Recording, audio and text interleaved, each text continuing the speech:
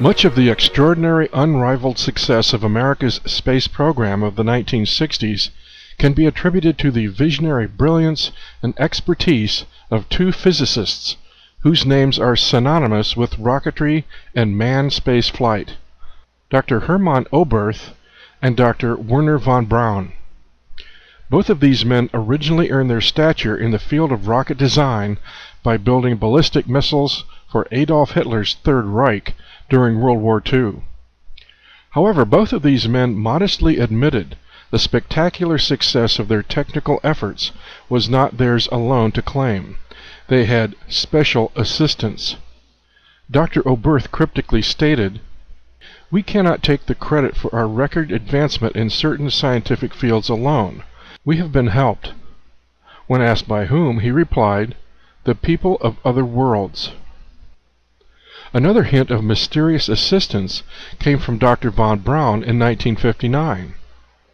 We find ourselves faced by powers which are far stronger than hitherto assumed, and whose base is at present unknown to us.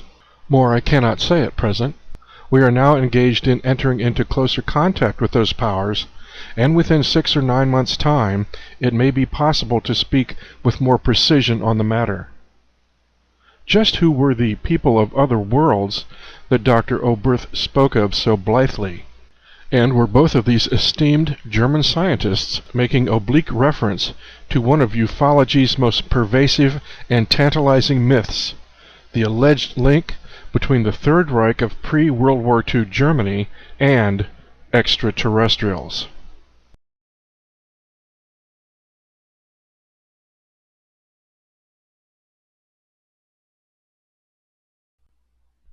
Following the First World War, certain occult secret societies emerged in Germany intent upon the imminent arrival of the Aquarian Age, an age they believed would usher humanity into an era of spiritual and technological enlightenment and liberation. Members of these occult societies also believed that ancient lost civilizations once possessed technologies long since forgotten to our modern understanding that allowed them mastery of the seas and the skies and even interstellar space travel. Inspiration to rediscover such wondrous skills sprang from the pages of a novel published in 1871 by Rosicrucian author Edward Bulwer Lytton, entitled The Coming Race. Lytton tells the tale of an intrepid explorer who discovers an advanced race of humans living deep within subterranean caverns who call themselves vril. These beings had formerly been surface dwellers until a global catastrophe, not unlike the Old Testament flood, forced them to take refuge deep within the earth. The survival of this marvelous society was facilitated by their application of a force they referred to as vril. Or, as Bulwer Lytton wrote, "I should call it electricity, except that it comprehends in its manifold branches other forces of nature, to which, in our scientific nomenclature, differing names are assigned, such as magnetism, galvanism, etc. These people consider that in vril they have arrived at the unity in natural energetic agencies which has been conjectured by many philosophers above ground." It was supposed by some that Lytton's book was not altogether a work of fiction. As a student of arcane mysteries, he was privy to secrets that lost Lemurian and Atlantean artifacts still existed in clandestine caches hidden away in Tibet and the Gobi Desert. And indeed, ancient Sanskrit texts from India tell of advanced civilizations that flourished before the Great Flood that possessed technologies beyond the understanding of modern science. The epic poem Samarangana Sutradhara makes tantalizing reference to the construction of amazing flying machines. Strong and durable must the body of the Vimana be made, like a great flying bird of light material. Inside one must put the Mercury engine with its iron heating apparatus underneath. By means of power latent in the Mercury, which sets the driving whirlwind in motion, a man sitting inside may travel a great distance in the sky. The movements of the Vimana are such that it can vertically ascend, vertically descend, or move slanting forwards and backwards. With the help of machines, human beings can fly through the air, and heavenly beings can come down to Earth. German Oriental scholars and occultists of the Tula and Vril societies regarded such ancient myths as greatly significant, and during the lull between the First and Second World Wars, diligent efforts were put forth to seek out the source of this legendary energy and harness it as a viable technological reality. Mastery of an occult force such as vril would not only assure German technical dominance, it would ultimately liberate Germany from any crippling codependence upon the international petroleum cartels dominated by Germany's conquerors, the United States and Britain.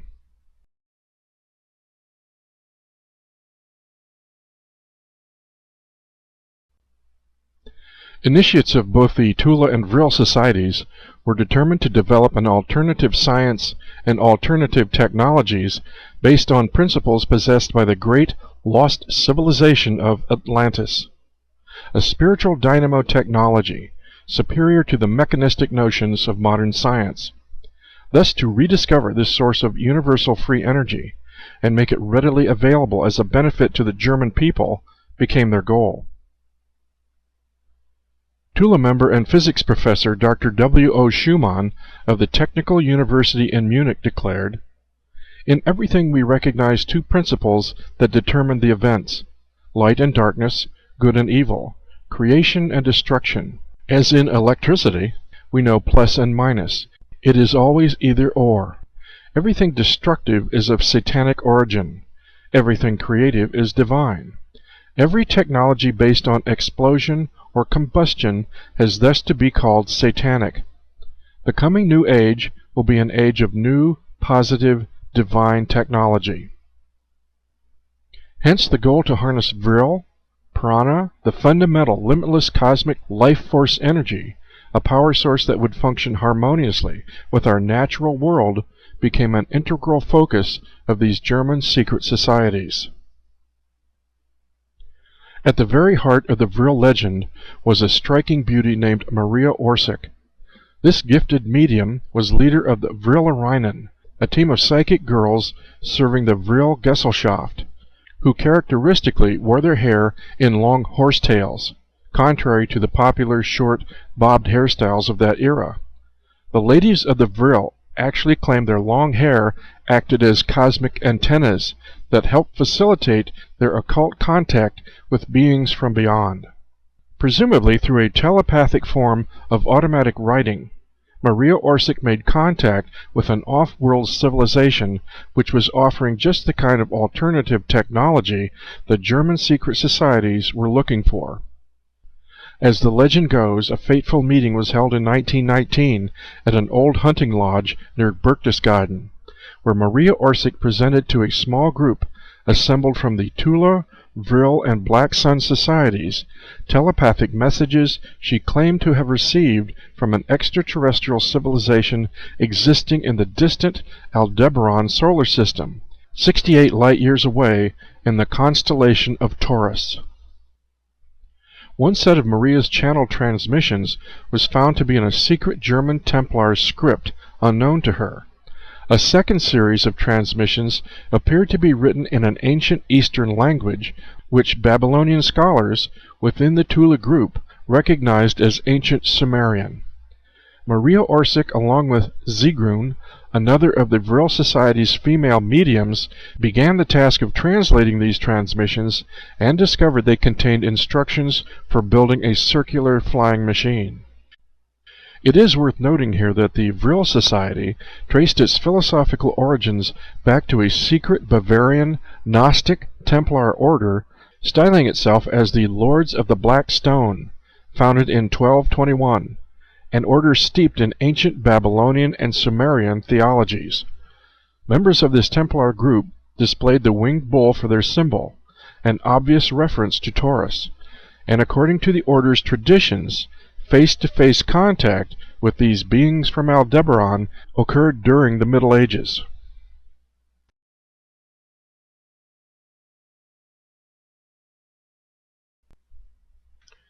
If indeed a high-tech civilization actually existed in the Aldebaran star system, what would account for their possible motivation to assist the Vril group and Germany to develop advanced technologies? Veteran UFO researcher Wendell Stevens tells us that rather than a militant gesture of aid to aggressive Nazis, the Aldebarans perceived an economic disparity in Earth cultures that fueled perpetual wars and conflict. To alleviate this disparity, the Aldebarans reasoned that by offering free energy technologies used to create affordable mass transportation devices, a new innovative generation of industries promoting prosperity and greater peaceful interaction between nations might result, thus diminishing violent wars. Clearly such a plan resonated with the members of the Vril Society and their dream for a utopian new world based on alternative science. Upon studying these otherworldly designs, Dr. W. O. Schumann and his associates from the Technical University in Munich and the Tula Society realized the channeling actually contained viable physics, and over the ensuing years construction was initiated to make this flying machine a reality. By 1922, development of a working prototype was underway. Although the first manned disc crashed on its maiden flight, a redesigned 5-meter RFZ-2 was successfully test-flown in 1934, and eventually flying disc development was taken over by Division SSE-4 of Hitler's Third Reich. Inspired by the utopian visions of both Tula and Vril Society ideals, Adolf Hitler rose to political power under the swastika banner of Germany's National Socialist Party. Yet despite his professed aim to create a world of cosmic harmony, Hitler plunged Europe into the altogether destructive Second World War by sending his panzer tank divisions and infantry into Poland in 1939. And although all German secret societies were outlawed by the Nazi Party, the Tula and Vril Gesellschafts maintained their autonomy, and development of Vril levitating saucer craft continued, despite funding competition from conventional Luftwaffe war production imperatives. Aerotechnical Unit V7 designed a number of hybrid saucers that combined both exotic anti-gravity and conventional turbojet propulsion systems, creating vertical lift craft that were essentially precursors to modern helicopters.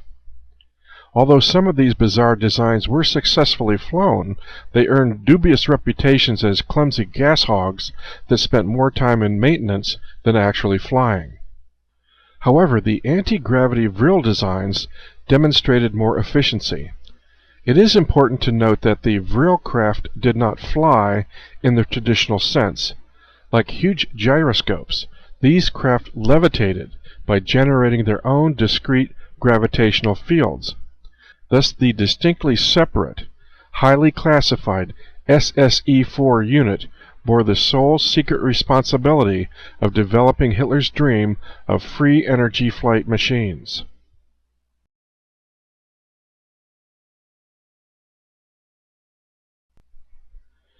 This amazing myth implies that German engineers had successfully mastered a form of levitation technology by designing a torsion propulsion engine capable of sustaining a controlled energy vortex, which would supply the housing vehicle with its own discrete gravitational field.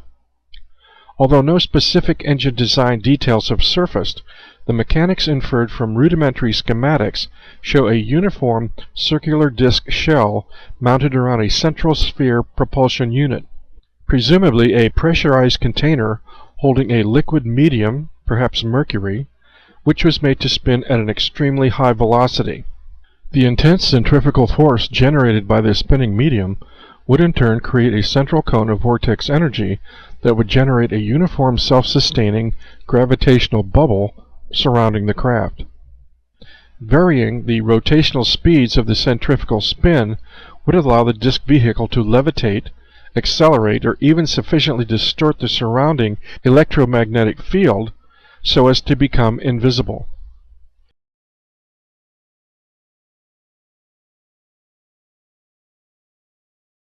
As stated by author Nick Cook, in his book The Hunt for Zero Point. Manipulate the inertia of an object, and you remove its resistance to acceleration. Put in space, and it would continue to accelerate all the way up to light speed and maybe even beyond. Manipulate the local gravity field around an object, and you could get it to levitate.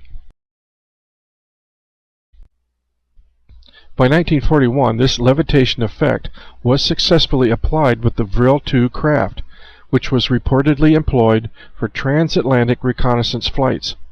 This craft employed the Schumann levitator drive for vertical lift, and when activated, the craft displayed effects commonly described in many UFO accounts: blurring of visible contours and luminous ionization colors relative to the craft's engine acceleration, varying from orange to green and blue to white.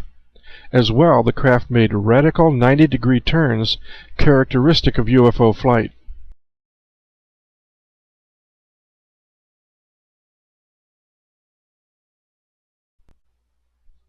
Tragically, the Reich diverted the peaceful intent of the Aldebaran levitation technology, and following the success of the RFZ-2, a single-pilot combat model was designed. The advanced Vril I Jaeger fighter was capable of 12,000 kilometers per hour and amazing full-speed right-angle turns, with no adverse G-effects on the pilot. Since the craft flew in a self-contained envelope of its own gravitational field, the pilot experienced no sense of motion or inertia. Subsequent levitation craft advances between 1941 and 1944 spawned the Haunebu series, the heavy hitters of the Reich's saucer fleet, driven by powerful tachyon magnetogravitic engines called Tula tachyonators. These armored saucer ships of varying size came equipped with armaments such as panzer tank cannon turrets mounted to the underside, as well as klystron laser cannons.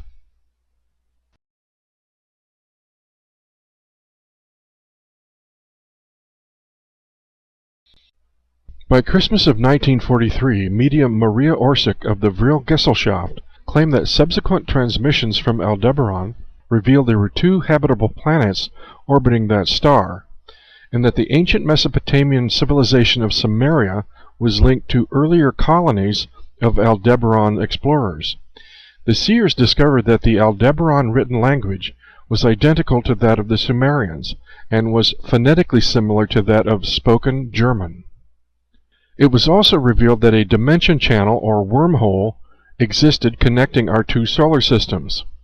Thus, in January of 1944, to bolster Germany's faltering war efforts, Adolf Hitler and his deputy Heinrich Himmler authorized an audacious plan to send a Vril 7 saucer ship into the dimensional channel, perhaps to secure assistance from the Aldebaran civilization.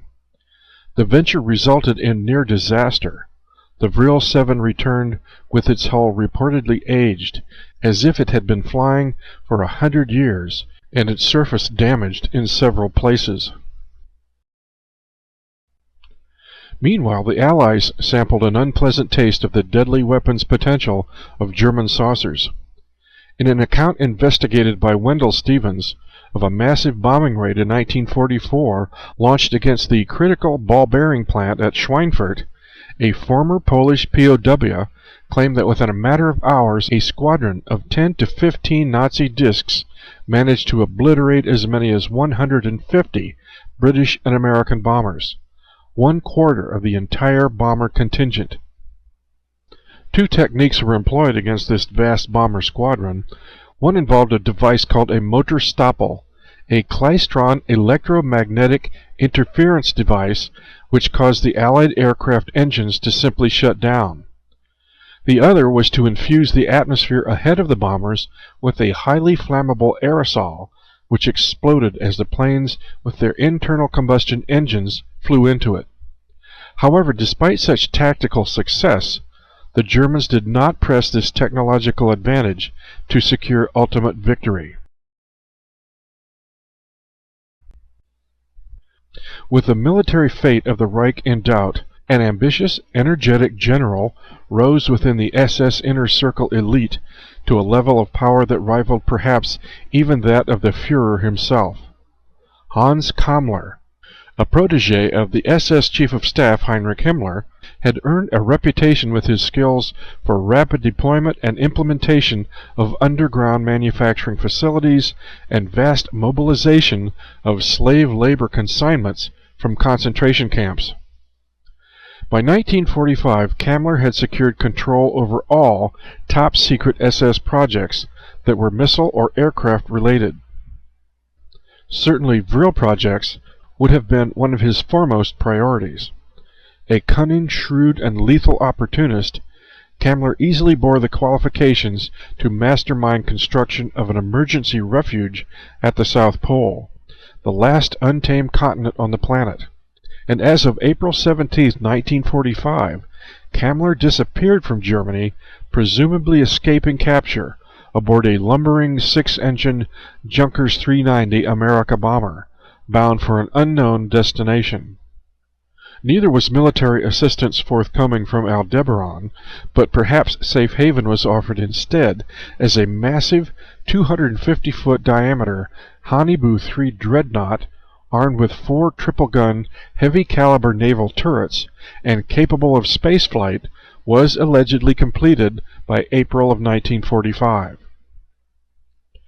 With the specter of Russian, British, and American armies all relentlessly advancing on the German heartland, supplies, scientists, and saucer components were being steadily evacuated from Europe by U-boats to secret enclaves in Germany's Antarctic colony, Neuschwabenland, a vast tract of land at the South Pole which had been annexed by Germany in 1938.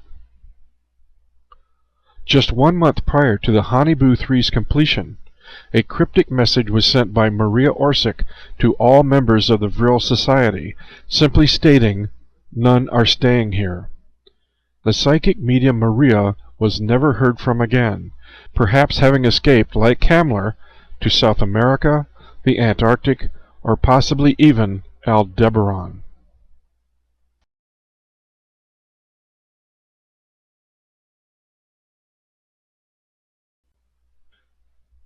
By inevitably seizing the rocket facilities and personnel at Peenemünde, the advancing Allied Army leadership was only too well aware of how dangerously advanced German technology had become. Despite the Third Reich's unconditional surrender in 1945, a potential Nazi threat still haunted Allied intelligence. Had the German High Command sacrificed its European operation to buy time for installation of a fallback position in the Antarctic, capable of launching future retaliations from its South Polar redoubt? A key component to this legend is the account of Operation Highjump. In January of 1947, Secretary of the Navy James Forrestal ordered that an American military task force, complete with 13 ships, including an aircraft carrier, seaplanes, helicopters, and 4,000 combat troops, be dispatched to the Antarctic under the command of Admiral Richard E. Byrd for the stated purpose of mapping the coastline. This task force was provisioned for an 8-month polar stay, and though Byrd's group did discover fresh water, thermal heated lakes, as well as vast coal deposits, no mention of a Nazi presence ever made the official record. However, after only 8 weeks and an undisclosed loss of planes and personnel, Byrd withdrew his forces. According to rumor, Byrd encountered overwhelming hostile action he described as fighters that are able to fly from one pole to another with incredible speed. He also intimated that he had engaged a German contingent being assisted as well by an advanced civilization with formidable technologies. Full details of what occurred with Byrd's expedition remain shrouded in mystery. After extensive debriefing at the Pentagon, Byrd was ordered to keep silent about his experiences at the South Pole. Also, it should be noted 2 years later in 1949, Admiral Byrd's superior, James Forrestal, retired and allegedly started to talk. Forrestal served on President Truman's classified Majestic 12 UFO research team, but was reportedly opposed to heavy UFO secrecy. He was placed in a Bethesda Naval Hospital psychiatric ward for a reported nervous breakdown and was prevented from seeing anyone, including his wife. Shortly thereafter, he died in a fall from his 16th floor hospital room window. His death was labeled a suicide.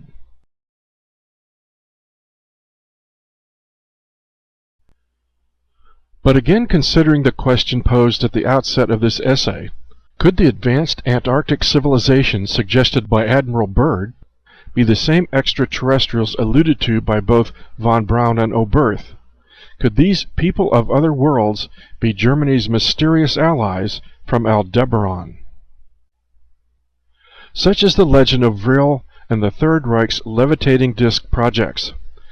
Of course, had all discussion of flying saucers ended in 1945, it would be perfectly simple to dismiss the whole myth as preposterous nonsense.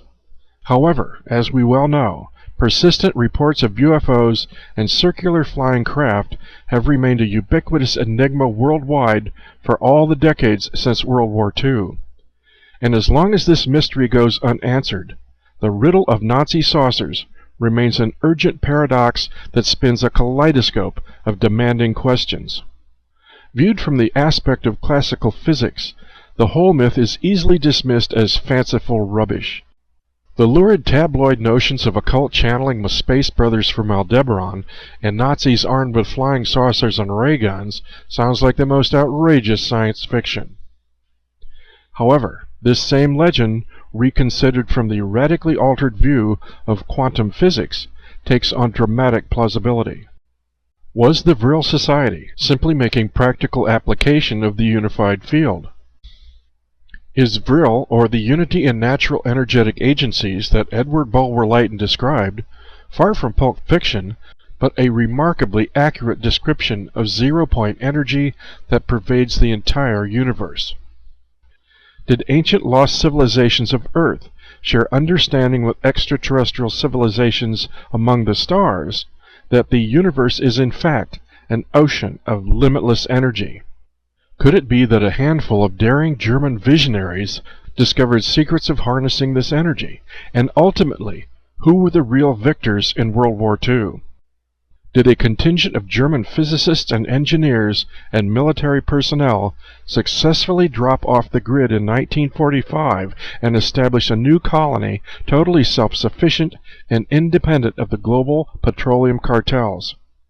And are the fundamentals of free energy production fully known and deliberately withheld at the cost of destroying our environment simply to serve the greed of multinational corporate and banking interests to this day? And is this free energy propulsion the ultimate secret behind the UFO cover-up?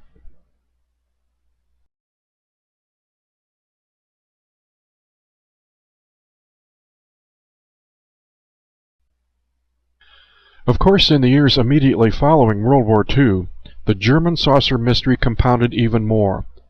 In June of 1947, a private pilot named Kenneth Arnold reported a formation of 9 shiny objects cruising along at an unprecedented speed of 1,200 miles per hour in the vicinity of Mount Rainier, Washington. In Arnold's words, the craft flew like a saucer would if you skipped it across the water.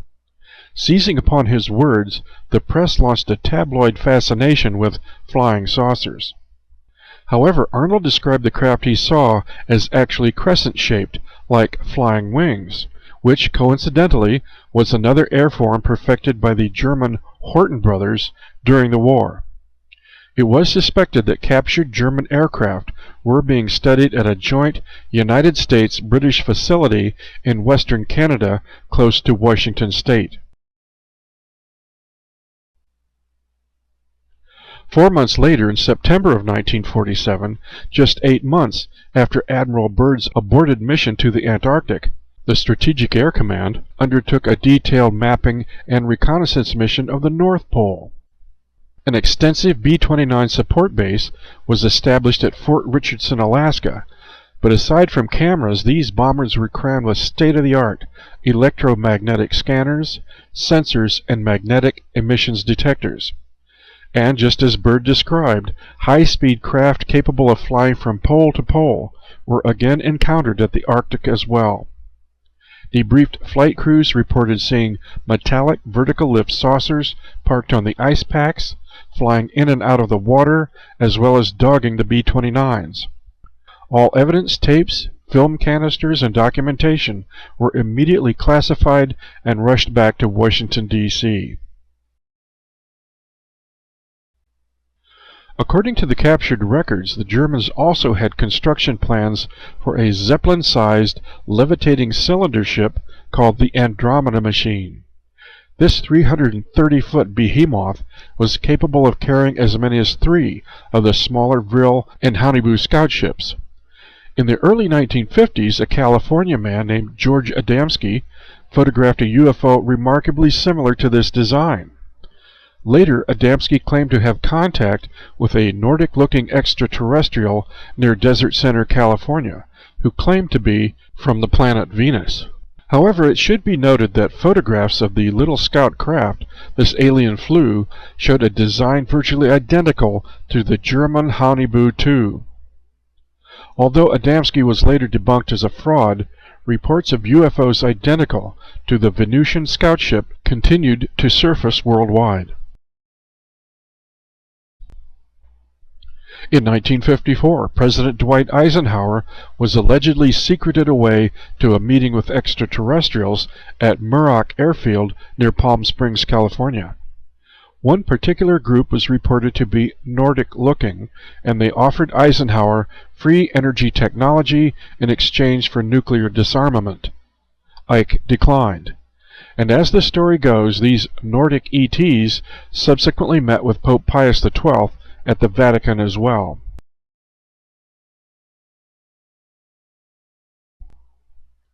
And of course it remains common knowledge that during the war, Germany had cordial relations with Argentina and other Latin American countries.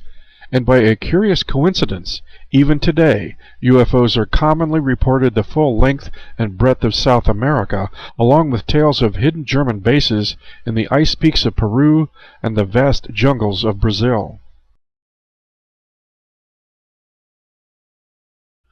But perhaps the most blatant inference of a German connection with UFOs comes from the famed Billy Meyer case in Switzerland. In 1975, 30 years after the disappearance of the Vril Society leaders, a Swiss farmer claimed to have contact with a girl from the Pleiades who bore the pseudonym Semyasi and a striking resemblance to the Vril Orionen from 1919.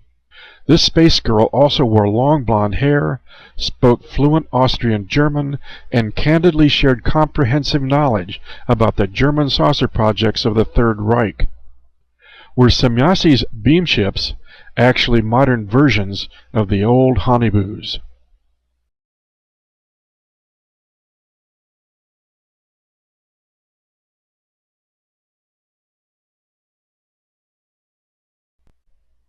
Do we dare suppose that the Fourth Reich, an off-the-books Nazi civilization, has survived since World War II, that still exists in ice caverns beneath the Antarctic? A hidden nation that thrives thanks to free energy vril technologies, while the ignorant, expendable surface dwellers continue to choke in the poison atmosphere of their internal combustion, junk technology, automobiles, airplanes, and industries. Could it be that a whole variety of incredible free energy technologies remain deliberately withheld from global access by the surface world's managing industrial elite? Meanwhile, the quest to solve the mysteries of Nazi saucers and the secrets from Aldebaran certainly has gained more relevance in the early years of the 21st century.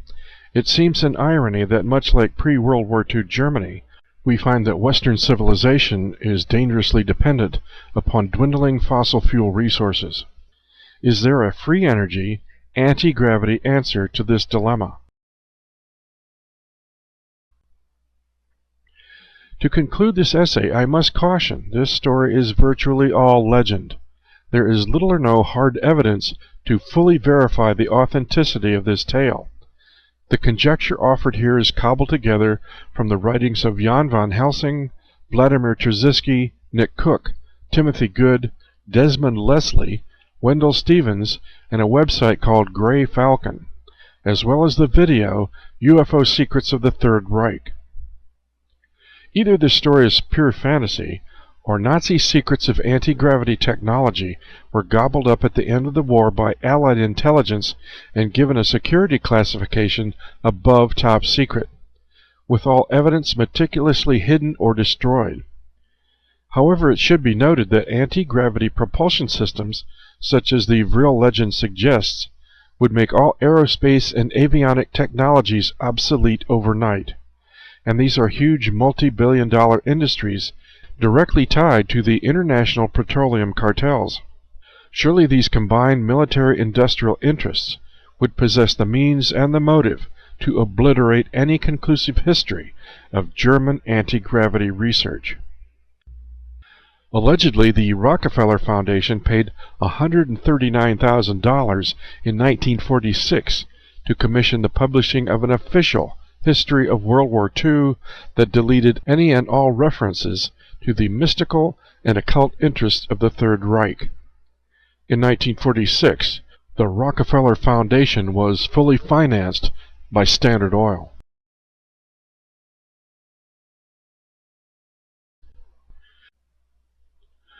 And as a final postscript, I must offer the mystery of the TR-3B aircraft, allegedly one of the latest high-tech stealth flying machines engineered by the United States Defense Department and rumored to be presently operational, is the Astra, otherwise known as the TR-3B. This astounding craft is delta-shaped and comes in two sizes, one 300 feet long and the other 600 feet long. The Astra is capable of vertical lift and all the other radical moves typically associated with UFOs. Its propulsion is described as magnetic field disruptor, i.e. anti-gravity, created by spinning mercury plasma at 50,000 RPMs, pressurized to 250,000 psi. This reduces the craft's gravitational mass by 89%. Multi-mode impulse rockets at each corner of the Delta configuration supply the remaining 11% propulsion. Could this plane be the modern stepchild of the Honeyboo 3? Thus the Aldebaran mystery comes full circle to the Vril Society's original fascination with lost technologies from antiquity, for according to the ancient Sanskrit texts, the name Astra referred to a terrible airborne weapon.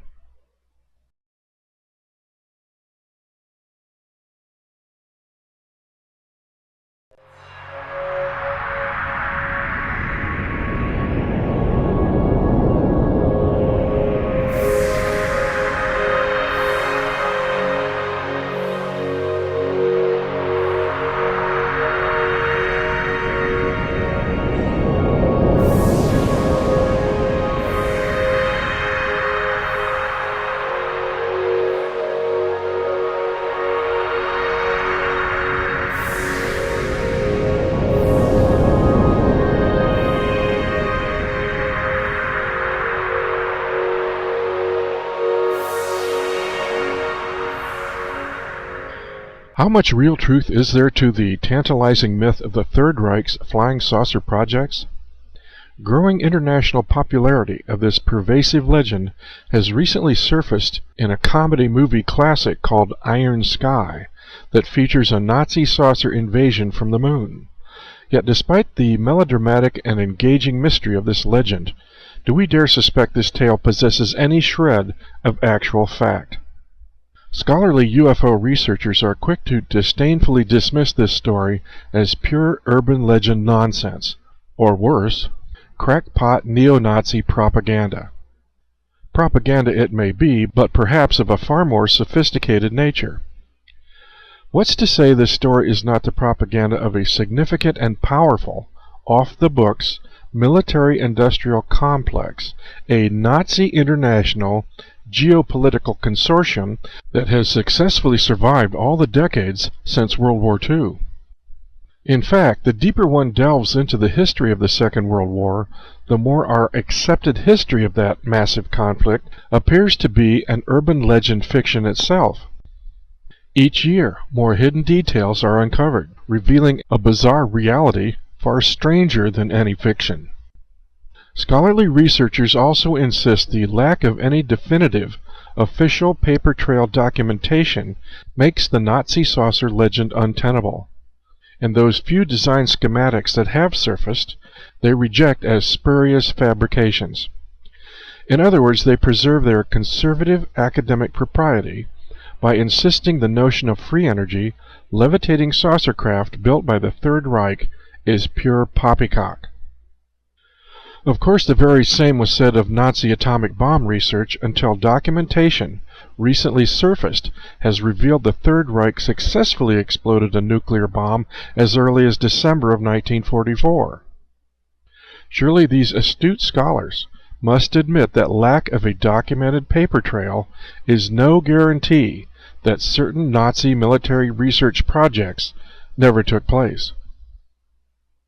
Of course, the ultimate trump card debunk argues that Hitler's boasted miracle weapons arsenals of flying saucers, death rays, or otherwise utterly failed to rescue Germany from defeat in 1945, which proves that any such weapons never existed in the first place.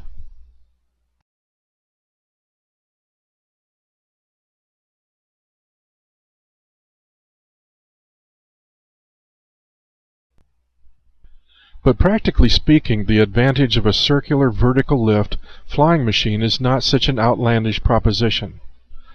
Designs originally explored by Nazi engineers have subsequently been advanced to the highly successful application of helicopters in virtually all tactical operations since 1945, which successfully demonstrates what Nazi technicians were trying to accomplish in the first place: to produce an effective combat aircraft that was not dependent upon vast airfields hopelessly vulnerable to enemy bomber attacks.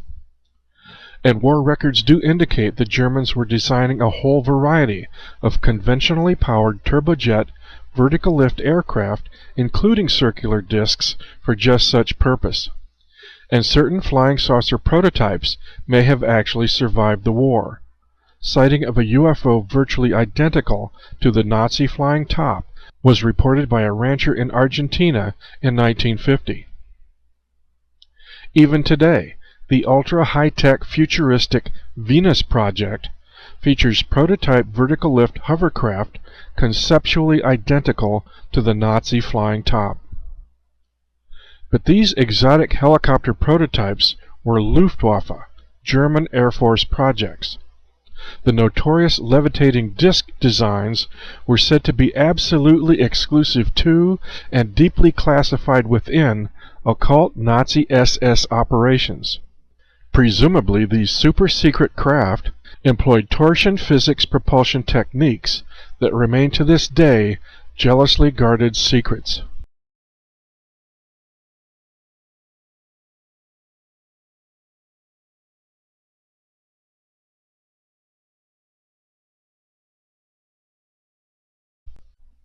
Of course, the charming Aldebaran myth implies the mystical secrets of torsion levitation were channeled to the psychic ladies of the Vril Society by extraterrestrial aliens in 1919. But in point of fact, this same torsion technology was explicitly described by the visionary inventor from Croatia, Nikola Tesla, years earlier in 1908. In fact, the application of spinning torsion physics propulsion was also explicitly described centuries earlier in the ancient Sanskrit text Samarangana Sutradhara. The great flying ships called vimanas levitated by use of a mercury engine.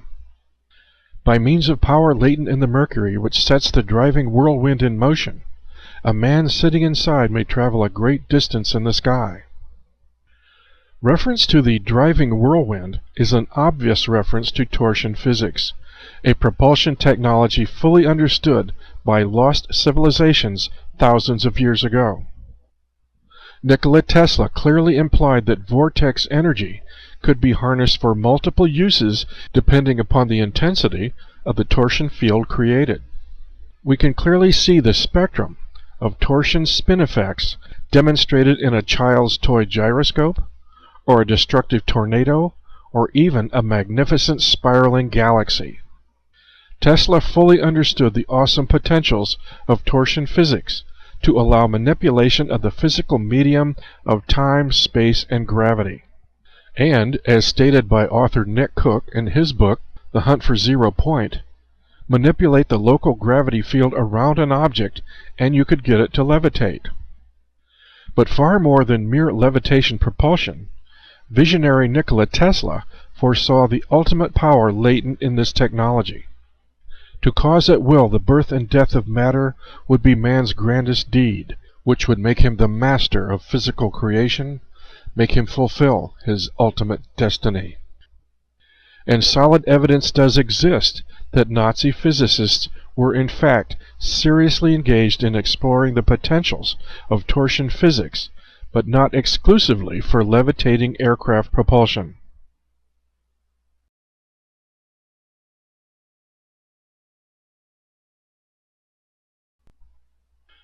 Mastery of physical creation may well have been the goal of the mysterious Die Glocke or Nazi Bell project. To guarantee extreme secrecy, high-priority Nazi SS research was strictly compartmentalized.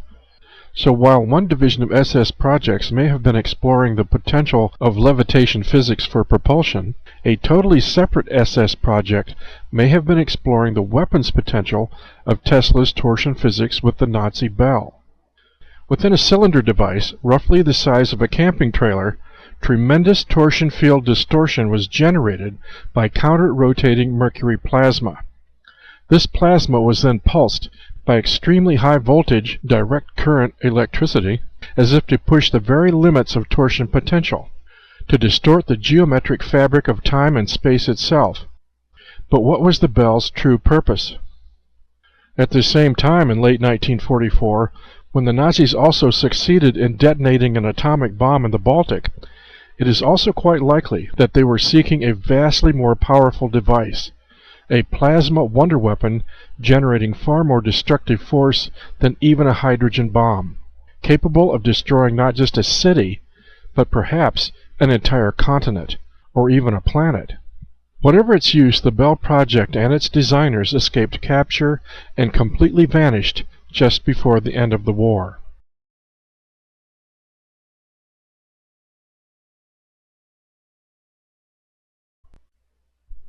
Researchers claim the deadly radioactive effects of the mercury plasma used in the Die Glocke project made levitating discs unsuited for human pilots. Yet it seems reasonable that less powerful torsion fields could be designed to accommodate pilot safety, or a non-toxic spinning medium might serve just as well. Austrian forest warden, naturalist, philosopher, and inventor Victor Schauberger, whose observations revealed the vortex as nature's most efficient means for the transmission of energy, demonstrated a powerful 10-foot diameter vortex propulsion machine at a facility in Vienna that generated diamagnetic levitation, with results so spectacular that it shot straight through the 24-foot-high hangar ceiling. Schauberger's repulsine engine was powered only with water. Exactly how much of Schauberger's research was actually used by the Reich is unclear, but by the end of the war, as a prized captive of the American forces, he was deported to the United States, where authorities claimed rights to all his ideas, thoughts, and discoveries, past as well as future. His torsion research to this day remains classified.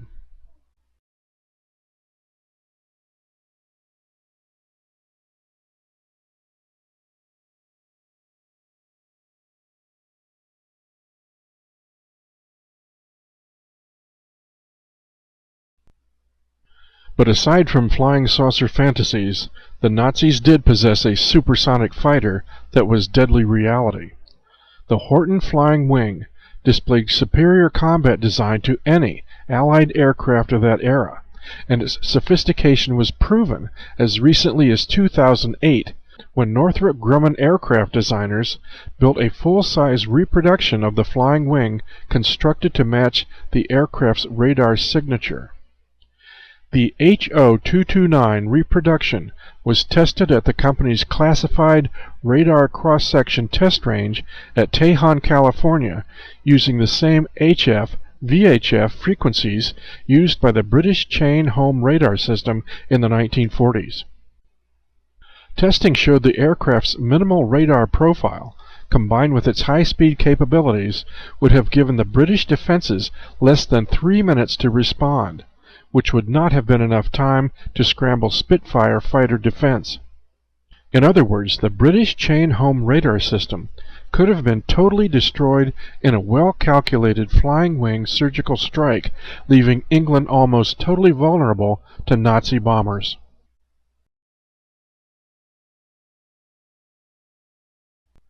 The Horton flying wing was no esoteric fantasy, yet despite this plane's superior performance, why was it not generally deployed for combat? Herein lays the strangest mystery of all the Nazi special weapons projects. Even though they clearly possessed superior tactical weapons technologies, they did not deploy them to win their European operation. In fact, the flying wing design was so successful, the German High Command pressed the Horton brothers to design a huge intercontinental bomber capable of delivering an atomic bomb attack on both New York and Washington, D.C. The America Bomber.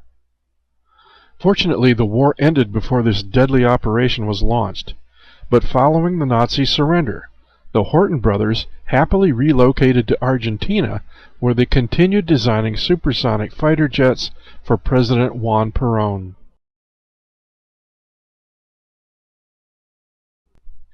And even today we see the phantom reminder of their flying wing design in our own B-2 stealth bomber.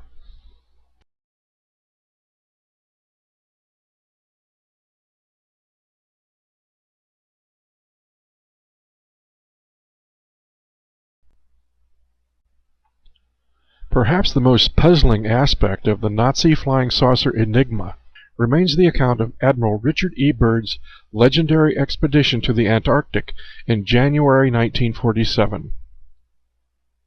1.5 years after the official end of World War II, a powerful Navy task force comprised of an aircraft carrier, 12 warships, a submarine, over 20 planes and helicopters, as well as a crew of 4,000 men, set off for the stated purpose of mapping the South Pole. Although Byrd himself stated in plain language, the purposes of the operation are primarily of a military nature. He did not divulge any further details. Allegedly, the unstated purpose of this operation was to locate and engage a remaining Nazi military stronghold believed to exist somewhere under the ice of Germany's Neuschwabenland territory. This grand adventure was well documented in a feature MGM motion picture called The Secret Land. However, the obvious shortcoming of this operation seemed a lack of fighter planes. The documentary is careful to show absolutely no combat aircraft aboard the carrier USS Philippine Sea. 6 R-4D reconnaissance planes monopolized the carrier's deck space. Martin Mariner seaplanes featured prominently in this operation as well, yet even these lumbering aircraft, useful in anti-submarine operations, would have been no match for Nazi combat fighters. The 6 R-4Ds in Byrd's squadron were fitted with super-secret trimetricon spy cameras, and each plane was trailing a magnetometer searching for any anomalies in the Earth's magnetism, indicating hollow spaces under the ice. These reconnaissance planes, once launched from the carrier, were to permanently remain at the pole. It's assumed a full complement of combat fighters was likely stored below decks on the USS Philippine Sea. But although Byrd's task force was provisioned for an 8-month stay at the pole, he withdrew his forces after only 8 weeks. So what really happened? Upon his return, Byrd allegedly told the members of a special congressional investigating committee, "In case of a new war, the United States would be attacked by fighters that are able to fly from one pole to the other with incredible speed."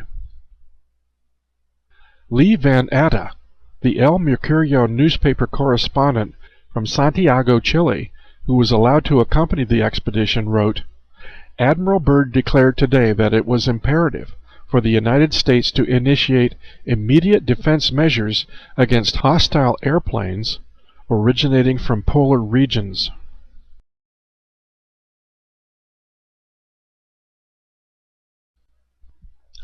As well, recently released Russian documentary, The Third Reich Operation UFO, shares the alleged account of an eyewitness to an enemy attack.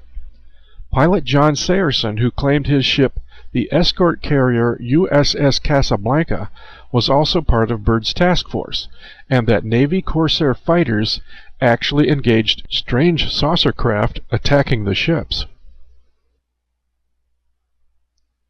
However, official Navy records fail to list the Casablanca as part of Byrd's task force. So, was this account a fabrication, or were Navy files doctored?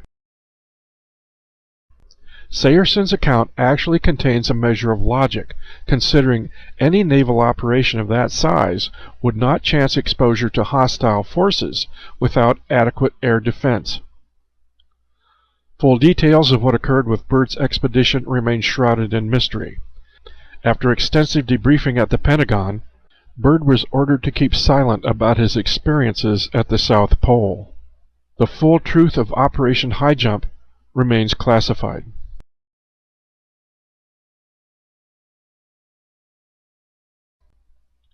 Yet one persistent enigma remains.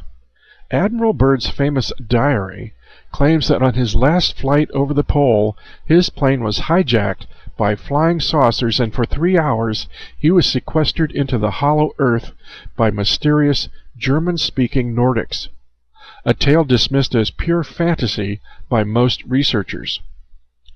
However, the Secret Land documentary, while it makes no mention whatever of Nazis at the South Pole, does verify that Byrd's last flight over the pole was in fact delayed for 3 hours due to engine trouble. Fact or fiction? We may never know.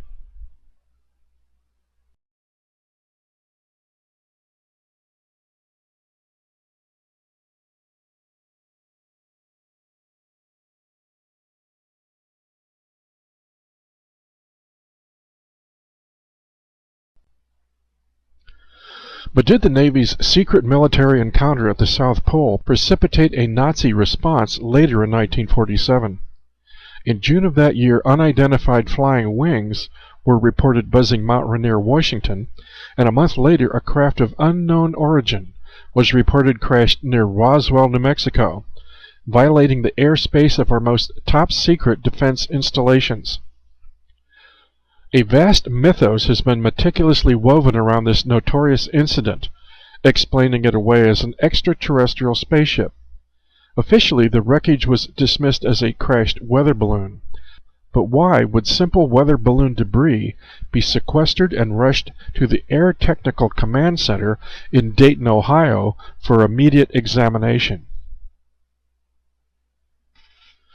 Regarding UFOs, Air Force Lieutenant General Nathan Twining, Chief of Air Material Command, Wright-Patterson Air Force Base, Dayton, Ohio, stated in a secret memo dated September 13, 1947, "The phenomenon reported is something real and not visionary or fictitious. There are objects probably approximating the shape of a disk of such appreciable size as to appear to be as large as man-made aircraft. The reported operating characteristics, such as extreme rates of climb, maneuverability, and action, which must be considered evasive when sighted or contacted by friendly aircraft and radar, lend belief to the possibility that some of the objects are controlled either manually, automatically, or remotely." But 3 months earlier, on July 16, 1947, in the official Roswell Air Accident Report, Twining's white-hot intelligence estimate contained explicit descriptions of the Roswell disk that bore an uncanny similarity to the Nazi Haunebu II design.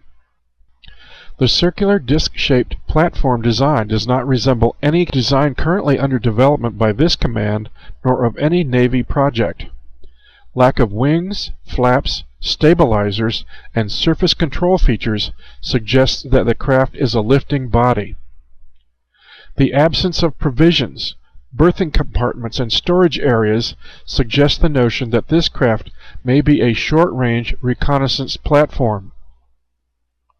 There is a flight deck located inside the cupola section.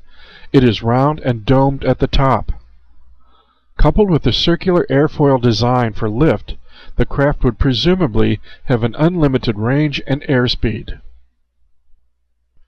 It is equally uncanny to consider this craft's description almost perfectly describes a flying saucer captured on 8mm movie film by Madeline Rotifer in Silver Spring, Maryland in February of 1965. Noted researcher Joseph P. Farrell, author of Roswell and the Reich, sums up the Nazi-Roswell connections like this. What crashed at Roswell was not only exotic, but was a wholly terrestrial technology that was also Nazi, but not some black project that was being conducted by post-war paperclip Nazis in conjunction with the American military. It was the recovery of something not under post-war control of any of the victorious Allied powers that defeated the Third Reich. Therefore, what crashed at Roswell represented a post-war continuation of some of the black projects conducted and deployed by a kind of post-war extraterritorial Nazi state. Farrell further observed it was simply untenable for the American military to admit to the American people that the old enemy was not only alive and well, but violating our airspace and reconnoitering our most secret defense installations with impunity. Faced with such a reality, the military had no option but to bury the truth in a multi-layered tapestry of disinformation and an elaborately fabricated fiction about crashed extraterrestrials, while forming a top-secret research group to investigate the debris and establish some kind of defensive response.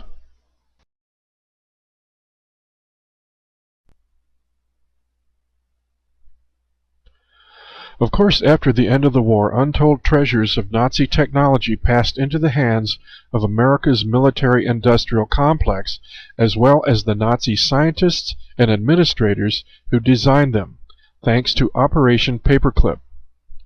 The American space program, NASA, and the Central Intelligence Agency absorbed vast numbers of former Nazi personnel into their operations.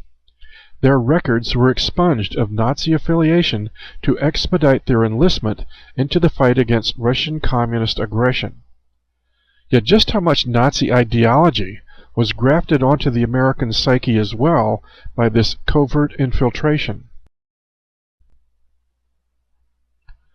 During the course of the war, the Third Reich organized a special state-funded metaphysical research group called the Ahnenerbe Society.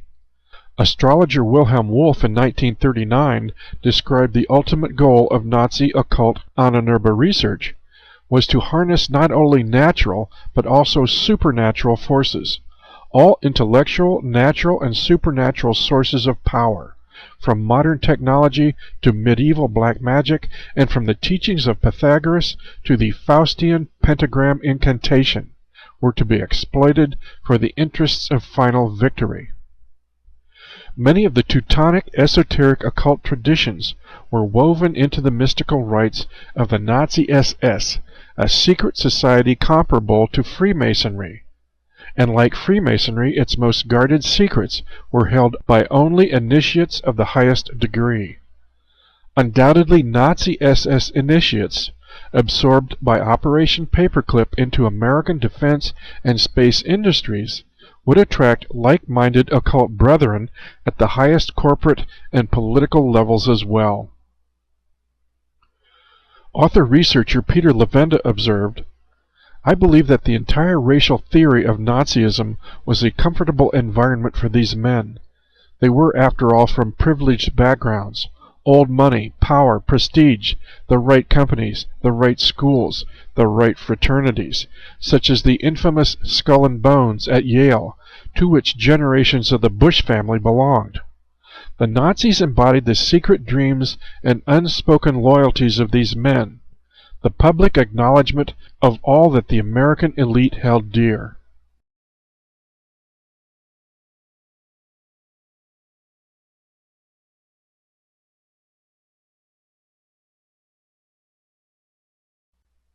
President Dwight Eisenhower, former Supreme Commander of Allied forces during the war, very likely sensed the subtle Nazification of our nation's defense establishment when he warned of the growing danger of the military-industrial complex to American democratic ideals in 1961. Had our own defense and aerospace industries adopted an Americanized version of the Ahnenerbe Society, combining both sophisticated high-tech research with medieval black magic? Is it sheer coincidence that at the very highest levels of our National Aeronautics and Space Administration, NASA, during the 1960 Apollo moon missions, we saw the convergence of three powerful occult societies: Nazi SS, Freemasons, and Aleister Crowley's Black Magicians?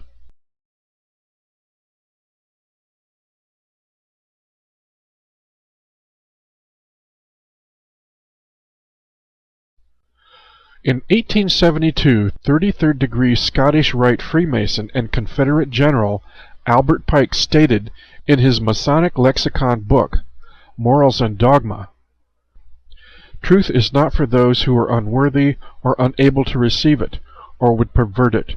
The truth must be kept secret, and the masses need a teaching proportioned to their imperfect reason." History is a cavalcade of men driven to gain absolute power no matter the cost. By the early 20th century, Nikola Tesla opened the Pandora's box that would give the highest brotherhood initiates the key to such absolute power: mastery of torsion physics technology. In his book Reich of the Black Sun, author Joseph Farrell observed, "Our history began to be massively rewritten even before the end of the war, and has been manipulated to an extraordinary degree since then. Nowhere does that seem more in evidence than in the fact that there appears to have been a successful, albeit only prototypical, development by the Nazis of a very different type of physics that remains off the books." The will to power was what drove the Nazi regime in any endeavor it undertook, whether conventional military operations it conducted, to the death camps and genocide it was preparing for the world, to the occult and esoteric research of the Ahnenerbe. The power to tinker with the topological properties of space and the energy resulting from it is an absolute one, and absolute power corrupts absolutely.